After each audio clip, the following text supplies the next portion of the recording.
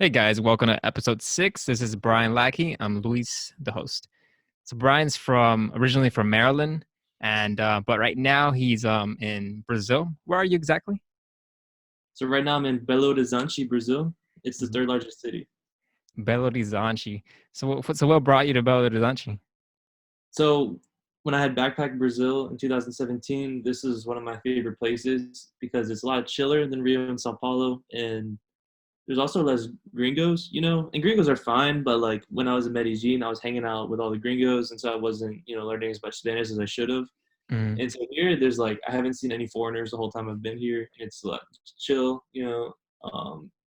It's cheaper too. I don't know. I love it here. cool, man. Before I get to like the details about Brazil and maybe even you learning Portuguese, how did you even um are you working there right now, or how is that working out? Because you Yeah, do you work in marketing at Chris Video, correct? And you're as a senior paid ad specialist, correct? that's correct. As of a few days ago, senior paid ad specialist. Promotion, nice. Yeah. But yeah, so I'm working here remotely, and actually like since I've been here, I've just been getting way more shit done. And that's kind of why I got promoted a few days ago cuz back at the office, like I'm doing the same job, but back at the office, it's so easy to get distracted cuz like I'm friends with a bunch of people there, so we fuck around, walk around, spend a Hmm. lot of time making coffee, shit like that. Here, like I can talk to the people in the co-working that I'm at if I want Mm, to, but most of the time I don't because I just want to be locked in, get shit done. Um, yeah, just get shit done and do a good job. And gotcha.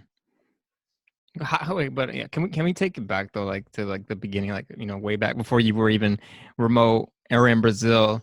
How did this start? Like how did first of all, yeah, how did you even I guess, yeah, because you mentioned you traveled across Latin America, right?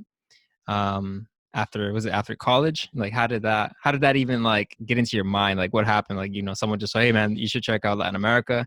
How did that happen? so here's the whole saga. So the whole saga probably started when I downloaded Duolingo on my phone, like freshman sophomore year of college, Hmm. because I thought I knew Spanish. And then I figured out, okay, I actually don't know Spanish. So I spent a lot of time studying. And I worked at some Mexican restaurants, and I actually learned like a lot of Spanish in a year. And then the next year, there were some Brazilians at my university in the program Ciências Sem Fronteiras, which is Science Without Borders. Right. And so I started hanging out with them, and I started learning Portuguese. Okay, grammar is easy, so like I learned really fast, hung out with them a lot. And then he just taught me a lot about Brazil. And then when I graduated, I had studied geography. I did some internships. I didn't really like the work. Hmm. And so I was like, all right, some people go backpacking in Europe. I'm just going to go backpack Brazil and kind of go like soul searching. So I backpacked around Brazil for like a month and a half. And then I ended up living with this family for a month and a half in a poor neighborhood in a city called Recife. Dude, how was And that? dude, that's when I learned like that's when my Portuguese got like really locked down because like no one was speaking English like at all. And Yeah. and it was pretty dangerous too. And it was good because I got to see like the average Brazilian, how like how the reality for probably like the average Brazilian. And Because Recife, right?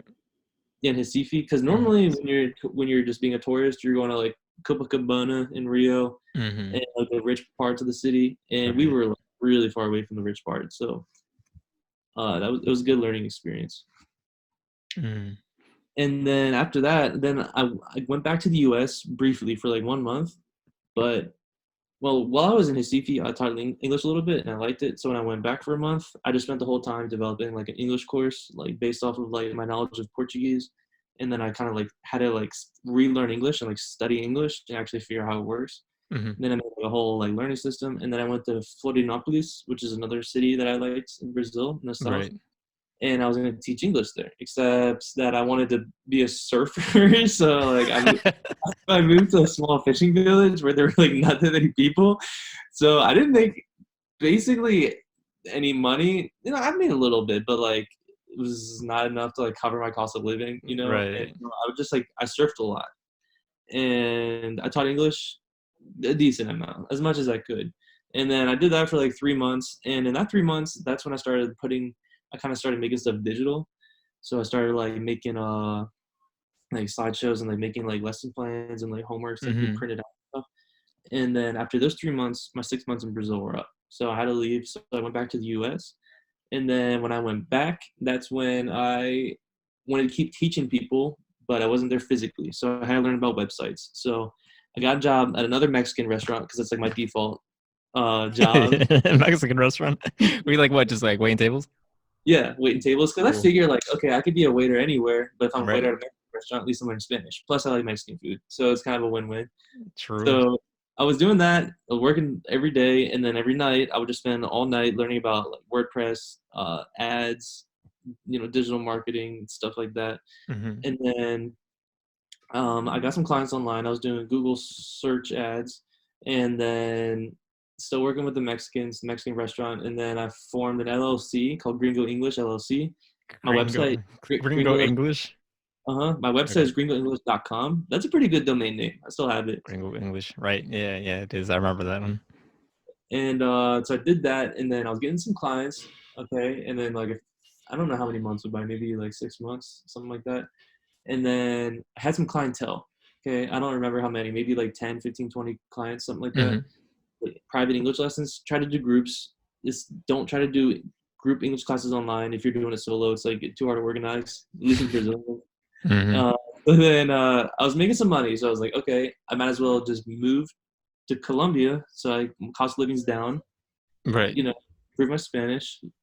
And so I went to Medellin, and then that's when we met. I think when I was still teaching Brazilians. No, I think I met you when I started transitioning. So Brazil always has crises going on, and so one of the crises that was happening was all the truckers went on strike in 2018. I don't know, you can look it up, and there was like no food in the grocery store, so people started panicking. So then my Hmm. people I was teaching English, like, why are you gonna keep learning English if you can't even like get food?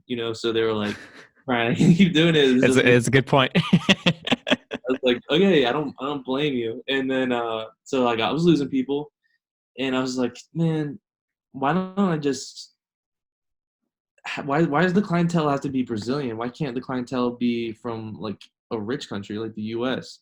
And I was in Colombia, so I was thinking, why can't we just hire someone here and then have the clients there? Because they're gonna pay Mm-hmm. more than it costs to pay someone to teach English for a good salary, so it's a win-win. And Right. so I think I met you when I was like transitioning into that. Hmm. And so that was when I started Lingo Dragon, which is my other website. And I'm so like all my stuff, I translated it all from Portuguese to Spanish. So that actually wasn't too hard. It did take a while, but it wasn't too So hard. what was a lingo dragon? Yeah, for the people that don't know. So Lingo Dragon was just the same thing as Gringo English. Like Okay. Gringo English, me personally teaching English to Brazilians. Lingo Dragon was like the same thing, like same class class structure, and Hmm. I had an open source learning management system called Moodle I was using. I had a bunch of stuff in there, and I had like WhatsApp groups. So it was like basically all that was me teaching English to Brazilians, and then Lingo Dragon was teaching Spanish to Americans. But okay, like I Okay. can teach Spanish, but like I'm not a native speaker. Like I think it's best when a native speaker is teaching. Hmm. Plus plus, but at this point I was figuring out like it's hard to teach and do all the technical stuff at the same time because it's so much work. So at that point I was working like I don't know 50, 60 hour weeks and making like basically no money. All And right. yeah, so then that's when I hired Liz. So Liz was a Venezuelan refugee that I found on a website called I think it was OLX or something like that, which is like Okay. Latin American eBay. Hmm. You know, Yeah, yeah. we did like a job posting or something. So I met her, and then You didn't I find her was, on Mercado Libre? I mean, you could maybe it find was, you could find everything on there. honestly maybe that was it. I put a job posting somewhere. Some people Yeah. responded. She was the most like I don't know. She seemed the most like capable, and her English was really good too. So we met up, and then I was explaining, like what I was doing, and then got her trained up. Got some clients, but it was hard because it was just hard. Like there's so many like moving parts, and like the shit Hmm. was getting complicated.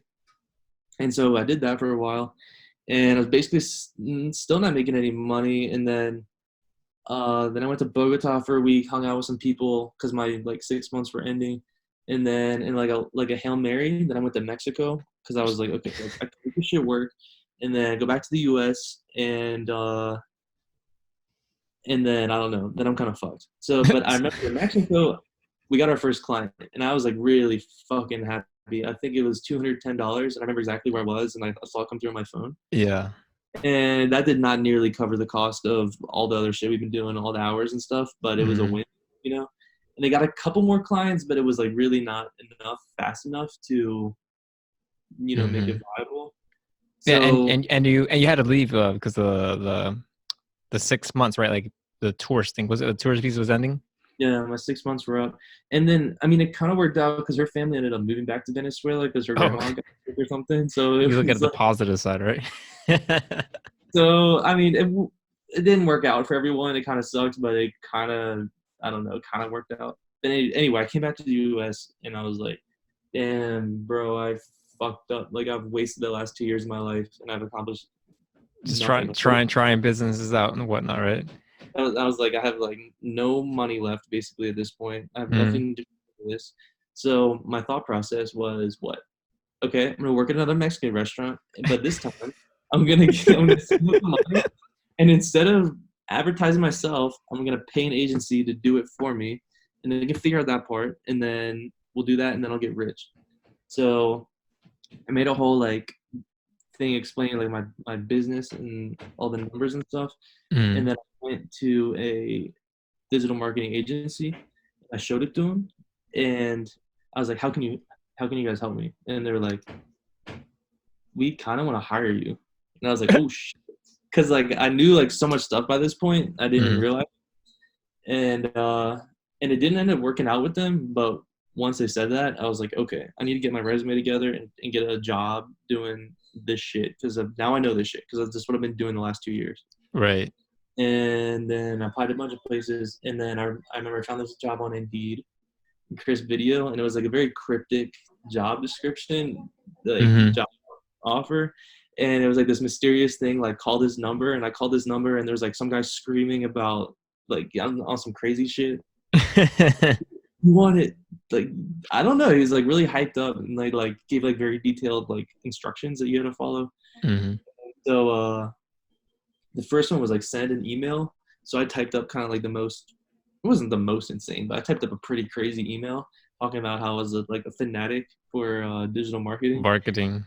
and they got back to me. And the hiring process at Chris was kind of weird. It's different now, but you have to take like a bunch of psychological tests and do a Hmm. bunch of assignments, and they're like very selective. They say they hire 1 in 1,000 people.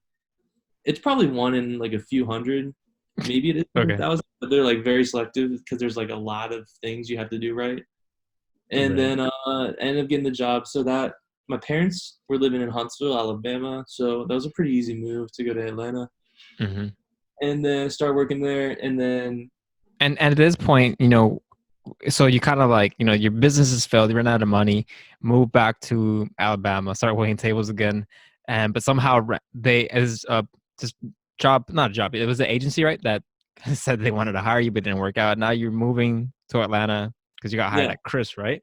And at that yeah. point, were you thinking, I'm gonna work here and I'm gonna go remote and I'm gonna go travel again, or what was your thought process? Or you're like, I'm gonna build a business while I'm here? Dude, I was at that point. I was just happy to be making money. I was just thinking like, "Thank God I get that kind of job." And then like as time went on, I was like, dude, I'm just like not like it's okay, but I'm not. I don't feel like I'm like living. Yeah. And so like as time went on, I was eventually like, I proposed the idea. I was like, what if I can work remotely? And they're like, Brian, we don't care where you are as long as you get your shit done. Just like And that. but that was like the start of it, but it took like a lot more than that. Like we had to like really talk about it, talk about like how it would work. I was the first person in the company to work remotely Hmm. abroad. There was a couple people working remotely domestically. Hmm.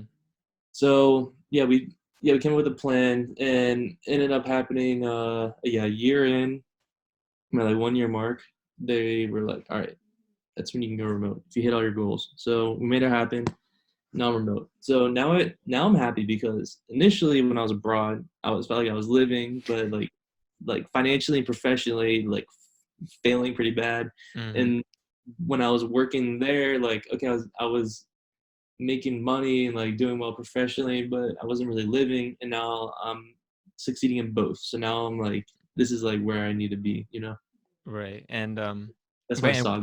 and why'd you still in the end just decided to do Brazil instead of anywhere else in the world? Dude, because Brazil is my favorite place in the world. Actually, when I left Brazil in 2017, I had a bracelet on, and I was like, I bought it the last day. You know, one of those like things you tie on. I Right. was like, all right, I'm buying this shit, and I'm wearing it till the day I come back. And then, yeah, like 2 years later, I was like, fuck, man, I'm never getting back to Brazil. Mhm. I gave up, but like I'd always want to come back to Brazil, and then fuck, now I'm back in Brazil. And do you think you made it back, just because like it's something because you like really wanted it, or Oh was yeah, it yeah, sheer willpower. like you like this whole time that you were, started, trying your businesses out, did you have Brazil in mind? I'm gonna go back, or just Dude, I'm gonna go remote kind of, or, go abroad. Is that what you like wanted? I like traveling, I like different places, but Brazil is my favorite place. Okay. Like definitely. Like if you when you come to Brazil, you'll see what's up. Dude, yeah, yeah, I'll have to make another one there, live, a live podcast. Yeah, man. Well, I'm glad that you made it out there. I remember, you were always talking about Brazil, and you worked hard for about it, like a year or so. Like after you went to Atlanta, I was like, how are you doing it, man? Just being out there and wanting to be in Brazil. What did what do your friends think about you moving out to Brazil? Your family, were they are they like supportive about it, or they're like, no, what are you doing, Brian? Why are you going to Brazil? Dude, the first time I came, actually, the first time I came was in 2017, right? Mm-hmm. I wanted to come during when were the Olympics? Was that 2016? I'm not even sure. I think it was 2016. Mm-hmm. Yeah, 2016. Because I remember I wanted to go to the Olympics because at that point Brazil still had a visa. They don't have it any. You don't need a visa to come anymore, but at that point That's you needed awesome. it. But they suspended it for the Olympics. So I told my parents, I was like, I want to go to Brazil and check it out, and they didn't let me. They're like, no, you're not going to Brazil.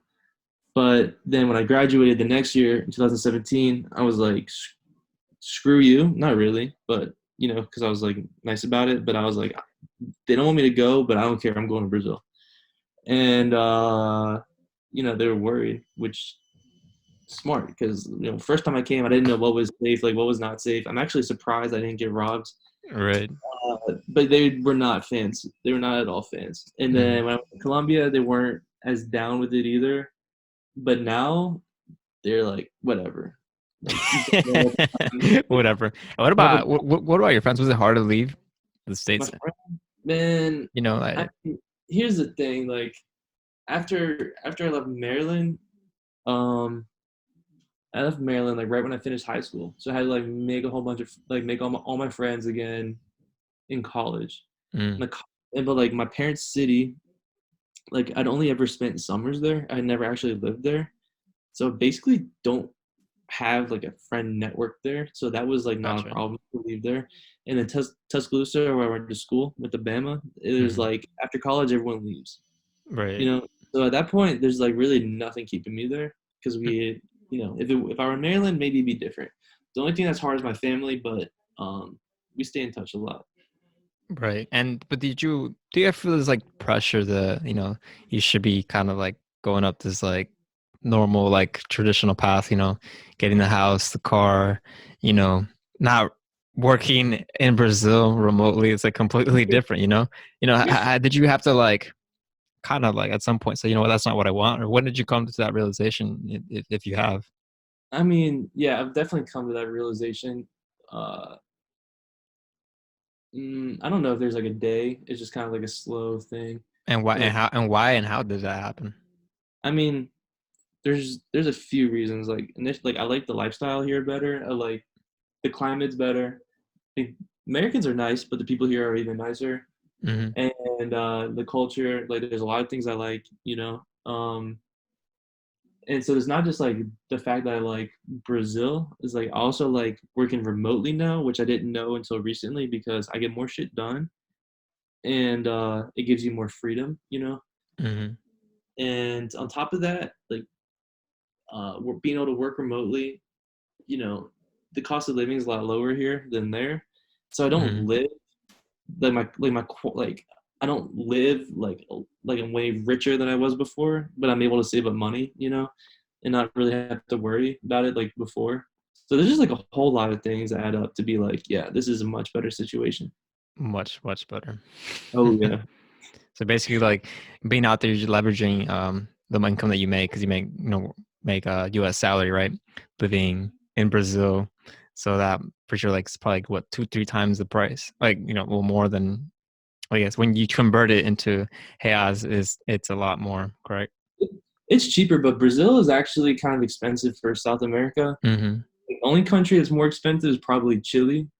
So it's up there. Just weird. But I think it's worth it. But yeah, Colombia was like way cheaper than Brazil. Mexico too. Really? It's kind of like it's like a kind of like a step That above, goes but to it's lower. Brazil, Colombia, and then Mexico. Well, you said Mexico is cheaper than Colombia? You think so? I think No, no, no. so. I don't know. I would say they're I think they're about pretty the close. same. But like Medellin's probably a little bit more. Yeah. Um, I went to Guatemala in August. I took a little PTO Hmm. there. That place is cheap. Gotcha. Yeah, I mean, the Central America is cheaper, except I think like Costa Rica. Yeah. I think it's like super so many tours there. And do you have this other question? Like, what have you learned? You just being like, what is the main one thing that you've learned? From living, I guess now in Brazil and the U.S. or just Latin America compared to the States. Something that you know, or have you just learned something? Just by being out there about yourself that you didn't know before. I don't know if I can like put my finger on one thing. I will say one thing that I have appreciation for now when I come back to the US compared to Latin America Mhm. is being able to feel safe because here it's Safe. not always especially yeah, And Brazil Belarus it's not safe. uh nowhere in Brazil. You're looking around like, yeah. Everywhere in Brazil, look when it turns nighttime, Hmm. it's not necessarily safe. I mean, even during the day, depending where you go, most places are fine. If Hmm. you know what's up, it's fine. But it's kind of something you always have to like keep in mind. In the U.S., like you don't have to think about that. Hmm. Safety. Gotcha. Yeah. Yeah. And what would you recommend for someone that wants to do what you're doing? When we're working remotely, how would you advise them? What would you say to that person? That was Brian graduating from college, or even let's say someone that's, still back in the States or Europe, wherever they're at, and that want to work, or I guess anywhere for that matter, that want to work remotely. I would say don't like just do like what makes sense. Uh like if my ultimate goal even initially was to work remotely. Like if I knew that getting into the digital marketing and then just talking to my company about it, like way ahead of time, being like, I want to go remote. If I knew that was faster than like trying to like come here and start a company on my own when I was like 22 or whatever, Hmm. all that crazy shit, I would have gone back in Right. time and just got a job at Chris Video 2 years ago and started doing it. You know, So you would change that. I think you should just take like just look up what jobs can be done remotely and Hmm. then find a job doing that and then ask your employer like say like my ultimate goal is to go remote in like a year or 2 years and just do that. And honestly, I don't think it should be too hard. Hmm. I don't know. I know at least like for doing like paid ads and stuff, Right. I think you just like rack up certifications because they're free, like all the Google Ads ones, Google Analytics, Google Hmm. Tag Manager, and then just show that you're like willing to learn. I think it shouldn't be too hard to get a job doing it entry level. And even if that job doesn't let you go remote, okay, after a year or whatever, like I think you can find somewhere that allows it because some jobs are just like it doesn't really matter if you're there or not. Yeah, I mean, But and going and like trying to do like freelance, like going to like Thailand and do like freelancing graphic design or something, like dude, good luck, but like I don't think that's has the highest probability of working out. yeah, no, I mean, it's definitely possible, but just it's a lot harder. It's basically like kind of like having your own business, basically. just being a freelancer slash contractor. But yeah, and there's also just like even now there's so many like remote like job-based websites, like Dynamite jobs. There's just like that's a pretty popular one. There's so many just remote jobs now that you can just apply to. But I guess yeah, in some there's a lot of people that are still working from home wherever, not from home, from like in their cities, whatever, happen to go to the commute to their job and whatnot, that could just have this like open conversation that you did with your boss. Yeah, I think it should be fine, but some people do well freelancing, like John from Medellin, Oh like yeah, yeah. he's Hmm. been doing it for a while and he's fine, but yeah, that'd be my advice. Just like, yeah, But he, just think but he, about but he was no, but on another that he was working in that field already in London, so he just took like his expertise and just started doing it on Upwork and all these like freelancing websites. So I guess even you could do that now too, right? Just start doing ads, maybe, Facebook but ads for people. I mean, it's I, harder, but dude, but yeah, I mean, yeah, but like if my sole income was based off that, I don't know, man. Like I'm still like not scarred from those 2 years of like fighting for every dollar, but like I'm like, dude, yeah, I don't want to do that again. was Now, you don't want to ever do it or just no, anytime soon? dude, not for now. I don't need to do that. And even now, like my job is like I wouldn't say it's like high stress, maybe like medium to high Hmm. stress. Because the company I work at is growing really fast, and they have really high standards. Hmm. But it's nothing compared to like like Making no not money. doing dollars. Well, like working like 60 hours and making like Oh nothing. yeah, dude. Yeah, definitely. But I mean, I guess, but what was a good thing about that experience? I know that you're saying you're scarred from it, and it was pretty. I guess it uh, was bad, um, but what did you take away from all of that? um, I mean, I think I just learned a lot about. Hmm, I don't know. I think if you can like do something like that, then everything else becomes a lot easier because it's like like most jobs, things are like processed out, and I think it puts other things like in perspective. Hmm. And what else? I don't know. I guess it's kind of like exercise for your mind in a way, the same way like learning Yeah. languages is. What kind of what kind of things did you have to do? Was your life different? Like, did you have like this routine where you're like, I gotta wake up at this time. I'm gonna work from 8 to 8. Was that Oh yeah. something like you were thinking? Well, Is that what like, you're thinking? well, see, that's another thing. I had to start waking up early because there's wasn't enough time to get shit done in the day. So that's actually how I transitioned from the college, like sleeping in really late, to being like, I need to wake up. And that's also how I started drinking coffee because it was like the only way I could get shit done. So it used to be, yeah, wake up early, at the house in Medellin, just sit at the table and drink like way too much coffee and work and work and work. And it was pretty much like that the whole time till the end when it wasn't working out and I was getting stressed out. And it was drink a bunch of coffee, smoke some cigarettes too, and work and work and work. And then yeah, so like I was that's how I started drinking coffee and waking up early. And those both stick with me to now, but I stopped smoking cigarettes. Okay, well, that's good to know. But I'm for sure if your mom's watching this, she'd be happy to hear this too. Just when you're stressed out, it's just something. But yeah. Okay, so not gonna do any business anytime soon. At least not full time, because then I mean, yeah, I mean, it is hard for sure. Yeah, and I mean we were talking about before. Like now, I help a couple people with Facebook ads, Hmm. and people asking for like my advice on stuff, related to digital marketing. I think it's good to do stuff like that. To some degree. I don't do it that much because I think it's good to like think outside the scope of what you normally do, Hmm. and it kind of like keeps you sharp, and then you can take stuff from that and apply it to your job. So it's a win-win for everybody, I think. Hmm. And so what is your long term goal now? Like now that you're in Brazil, like what's your plan? You have like you just keep working in the company, moving up, and or also like working on, like you said, continue to help people doing Facebook ads on the side. Yeah, I think I'm gonna. I mean, we'll see. Hmm. We'll see, because like Chris, my company is interesting because it's growing pretty fast. It's a startup. We more than double every year, and I've probably been there like longer than like 30. I'm probably in like the probably been there like longer than like 2/3 of the people there, you Mm, know. And I'm really like on my shit, you know. I really get shit done, so I think it's good to stay because you know, I'm getting like more and more responsibility as time goes on, you right. know. But I mean, I don't know because you know, you never know.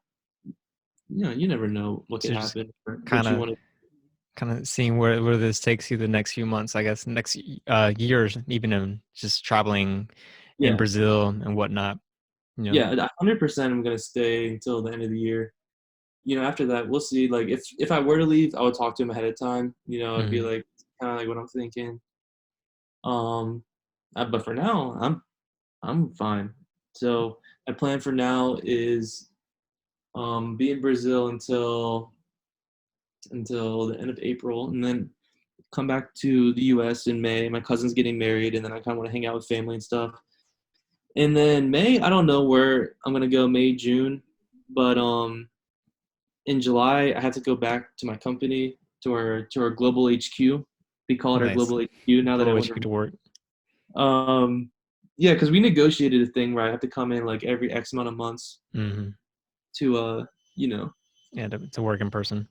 yeah, to work in person and like you know, so they like know I'm alive. I haven't Hmm. been replaced by robots or Something outsourced like that. burgers Outsourced. or something. You get Like, to get outsourced my you, entire job. man. Nowadays, if you can get easily outsourced, I swear. Um, Well, anyway, and so what's been the thing that you would say you love most about Brazil? Something that you learned from okay. the I culture. like the lifestyle. I think the lifestyle here makes it a lot easier to be happy than in the U.S. Because like in the U.S., I hate driving. Okay, I hate driving, and I hate having to drive to go places, Hmm. and I hate the cold. Here, the weather is like pretty mild all year. Highs in Belo Horizonte probably range between like 85 maybe in the summer to like Hmm. maybe low 70s in the winter. I'm not sure. I've never been here in the winter. So you I can don't. basically be outside like all the time, and the co-working that I work at is 4 blocks away, so I just walk there. So they actually say that people who walk to work are happier, and I think that's true. You know, because So like they you're said, starting to feel happier.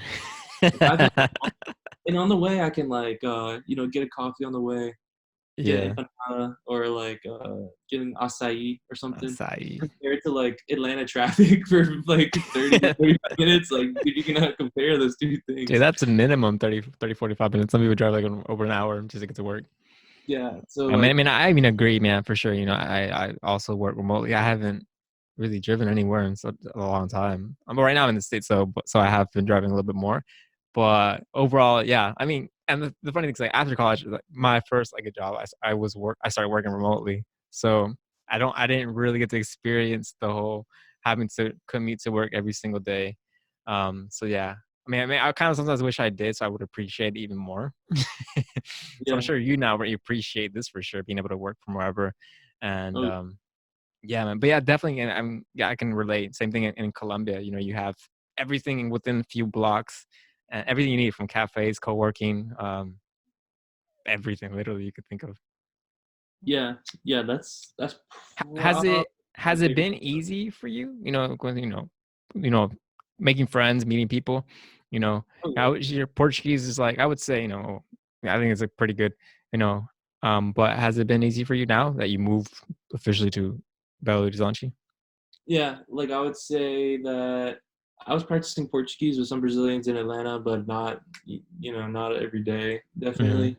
So I would say it probably took me about like a week to kind of like catch up to like where I was before, Right. like adjust. And now it's like okay, like for me, it's I can say, you know, like understand everything that I need to know. You know, if something's like too complicated, I could like ask a question and figure out what it is. Hmm. That's fine. The only thing that I can't do is like read legal documents, you know, like legal language in Portuguese. Like I don't know. Like I never do that. Right. Everything else is fine. Um, wait, what was the question? Portuguese and what? Has it been like basically? I mean, I'm just asking, like, has it been easy to move back? Make friends, Oh yeah, assimilate to the new oh culture, yeah, yeah. new That's what environment.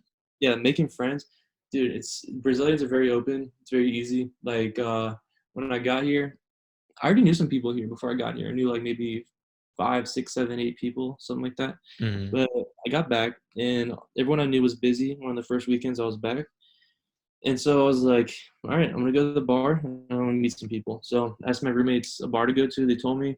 So I went there, and when I got there, I found there's like some people chilling outside at like little tables. right. And come to Brazil, you'll see how it is. They get like these big bottles of beer and they drink these like really small cups and they pass them around. So some people were doing that. Like the kawamas? What is it? Kawamas? Caguamas. What's that? You never seen those? The Mexican beers, dude. They're like huge. Like, Maybe yeah, I think you might have. I know what you're talking about. I it think you might know. not be the same thing, but in Brazil they do. They drink the little cups. They all Mm, chill.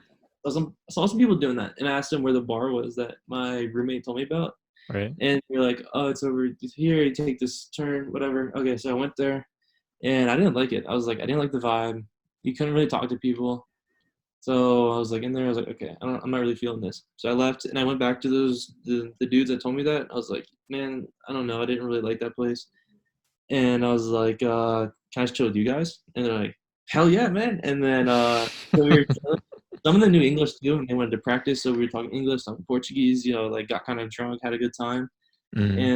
and we've been talking. And they've invited me to do some stuff, so we'll hang out again. And I mean, it's that easy if you just like go up, and just talk Start to talking to people. people. That's what different than the states. You know, it can easily make friends. And I mean, I haven't been to Brazil yet, but yeah, same thing in Colombia. I feel like maybe a little bit, probably not as much, but you can easily make friends in Latin America. I think. I think so. Mm, I would say the biggest difference between here and Medellin though is that in Medellin, especially Poblado, there's foreigners everywhere. right.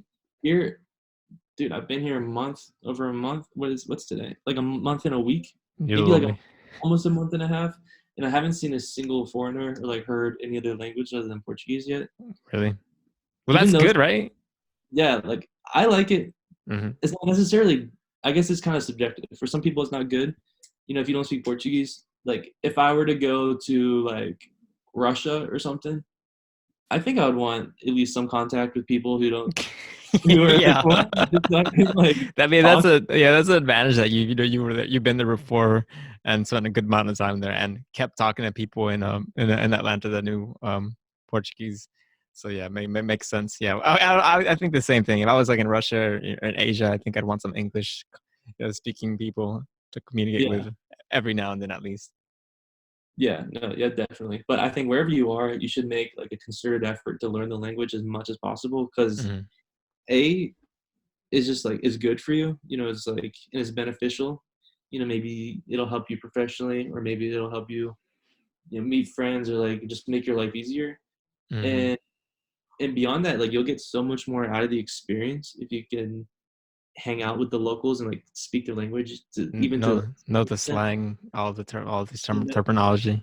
yeah, like it'll like I think you should do that no matter where you are. Yeah, it definitely helps you connect with people on a much deeper level. And I feel the same in Colombia, Latin America, since I know the language. It's just I understand you understand like the inside jokes, every little thing, like gesture, the small things that a person that doesn't know the language would never understand, or wouldn't understand at that point. At that point, they don't know the language like that. And when you're in danger too. Oh, yeah, that's a good one too. And it's always good to know when you're in danger. For example, it's good to know that anywhere really. But yeah, I guess the worst thing is a little bit worse in Brazil than it is in Colombia. So I feel a little bit safer. Oh, well, I don't really know, but I'm already like mentally preparing myself for when I do go to Brazil and when be extra cautious. I'm already cautious as is. But now, definitely even more. Well, now to the final question is, from everything, all your traveling experiences, business failing, from working in Atlanta, trying to, one day with that dream to make it to Brazil, and having to negotiate with your boss and whatnot, and not knowing exactly, when it was going to happen. What's something that what tip or something that you would give to someone that is going through that, and really wants it. What is something, I guess, practical that they can do not like, not just like, oh, we'll get a job, but like what something that mentally they can focus. For me, like for everything that I've ever wanted, I've always believed in like visualization, meditating, and just being positive and just, I mean, obviously like working towards it every day. Is there something that you did, or something like that you could share with people? I think kind of going off what I said before, long-term thinking, I think like sets you up so much better Hmm. than like let's figure out like how to make it work. Like figure out how to make it work ahead of time. And even if it's delayed gratification, it's way more likely to work out than just like going for it and then figuring out while you're there. I mean, you can try that. In my experience, like just thinking long term works a lot better than thinking short term. I Hmm. mean, But that's it. long term, as in like having a plan. Like your plan was Brazil, right? And or what was the long term thing? I mean, like I was saying before, like if I could go back in time, I would just like figured out like a path to get Mm. to be able to work remotely. As opposed to just like I'm just gonna go to Brazil and figure it out. You can try that. And for some people, it works. For me, I've seen it when I do not just that, other stuff too in life. When I think long term, things just work out better for me. You And know? did you have and then obviously like planning out the steps to get there, right? Is that Oh yeah, how have you done it?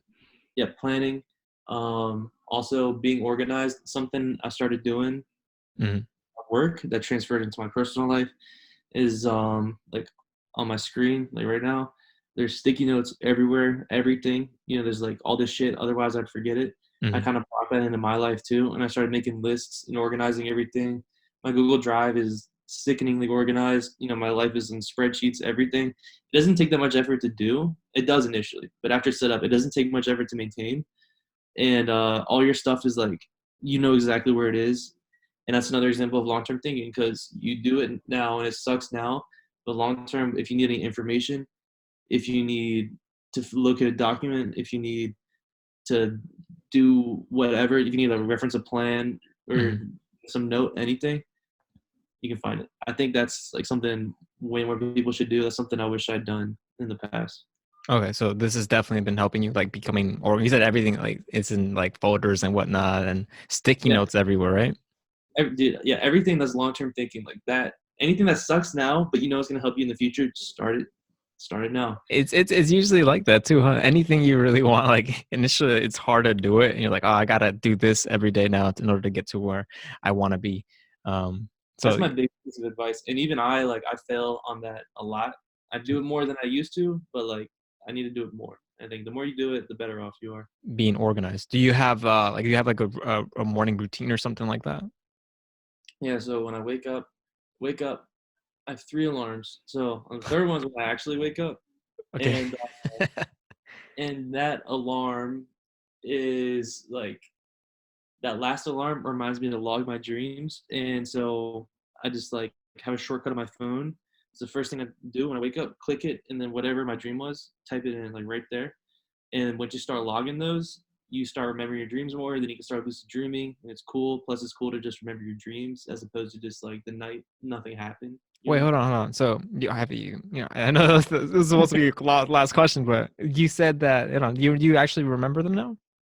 Yeah. So the more you log your dreams, the more you remember them. And so the more you remember, the more you remember them, the more you can log them, and then the more. So it's just kind of like a positive feedback loop, Hmm. and the more you kind of like realize you're in them, and then the more you realize to wake up during them, which means the more you're able to do lucid dreaming. What kind of things do you do in your dreams when you Hey, you can do anything. You can literally do anything. have If you you? really, Yeah, you've actually done this. yeah, I did it more in the past. I'm getting back into it now, but Do you? There's a one that you could like, you feel comfortable sharing, like something that you did in the dream. fly around, levitate. Like legit, you like in your Like dream, you're like, oh wait, I'm dreaming now. I can control this. man, okay. See, this is kind of like a whole other topic, but like when you're in there, you realize you're sleeping. There's like I don't know how to describe it. You need to come out, but not too much. If you come out too much and you realize you're dreaming, what happens? Okay, you're still in REM sleep, I think it's called. You come Yeah. out too fast, it feels like you're like rushing forward, and guess what? You wake up, but your body's paralyzed. Why? Because when you're dreaming, your body paralyzes itself so you don't walk around. When this mechanism fails, it's called sleepwalking. So Mm, it's like a natural thing. mm, But when your brain wakes up before your body does, it's called sleep paralysis. Okay, and you wake up and it's scary if you're not used to it. Okay, there's kind of ways to get out of it faster, but first few times you wake up, you freak out. You also hallucinate, and it's not like it's normal. It's natural to hallucinate because when you're dreaming, that's the DMT in your brain, right? Which is an hallucination. mm. So if you come out of it too fast, you're gonna wake up. You're gonna see some scary shit. You might freak out a little bit. It's fine. It only lasts like I don't know, like 10 to like 30 seconds maybe. Okay. But like one, that's just part of it. That's part of learning how to lucid dream. But you eventually learn how to like not freak out when you come out, and then you eventually learn how to not come out, and then just always like stay in the dream, and then you kind of like lucid dream, do whatever you want, and then like go back to sleep. Kind Hey, of wait, happen. wait, why did you start doing this? Man, because it's cool. Like you spend a third of your life sleeping, you don't remember any of it. You started lucid dreaming. Okay, this like you have like a big like all these like experiences that you wouldn't have realized happened anyway. And you've had like experiences in your sleep Oh, now. dude, I used to in high school, man. I was lucid dreaming a lot. I had a lot of sleep paralysis. I saw a lot of crazy shit. Hmm. So I'm trying to get back into it, but we Got it. could definitely And get, can this be huh? beneficial to like, I guess, your life? I mean, what can you do that? I mean, yeah, I see the point of like, you're experiencing new things, but like, can you help? I guess can you like, I don't know, talk to yourself and say, what, I'm gonna get work on some skills in your dream, or is it like more not really like that? Really like that. It's not like Or insightful like, shit. how you could like maybe like when you're in there, deal with some like emotional things, like, what, have that kind of experience, That's what I'm imagining. You like you can like do these. I mean, that's not my experience. My experience, that's like meditation goes way further for that kind of Okay. thing. This is just Okay. you're just seeing random shit. You're seeing like, yeah, I don't know, like, I don't know, just random shit you see in Yeah, your yeah, dream. yeah. It makes Cool. sense. It doesn't really So have any so meaning. so after you log this, then what do you do? So like my whole daily routine. Yeah, just the morning one, like that sets you up, Do you like do journal and things like that? So yeah, but I journal at night. So I do the dreams in the Got morning, it. journal at night. So yeah, I wake up. Usually I leave my window open because the weather's nice. So I'll usually leave it open, like something like that. So I'll wake up because there's light comes in, and that's kind of like my first alarm. Close it. Go Mm. back to sleep. Alarm one, alarm two, alarm three. Wake up alarm three. Do the journal. Close the window all the way, and then brush my teeth. You go to the gym. Come back from the gym. Shave, shower, breakfast, walk to work. Awesome. And they say that is that kind of like routine has definitely helped you become more productive, efficient. Oh yeah, and I mean everyone can always improve. Like I could definitely improve, Hmm. but I'm definitely moving in the right direction. Gotcha, man. And actually, not just to really have the last final question is you know, why? And I'm asking 20 questions, I but mean, then lucid dreaming, like you're like, wait, what the fuck is this guy yeah, talking? yeah. I don't know, this conversation went way after you mentioned the dreaming. I had to ask more about this. That's so interesting. Um, but the question is, what do you want to be remembered for when you pass? Man, that's some deep shit. Uh, I know, man. We're talking about dreaming, lucid dreaming. How to keep it going. I mean, I think it's like my grandfather used to say, just like leave things better than you found them, you know. And if enough people do that, then shit will be better for everyone. You know, I feel like I don't need to be specifically remembered for anything. I think as long as do some good, make things better than they were when I got here, then I'm good and I'm happy. Awesome, man. Love it, man. Thanks, man, for being on the podcast. Yeah, thank you.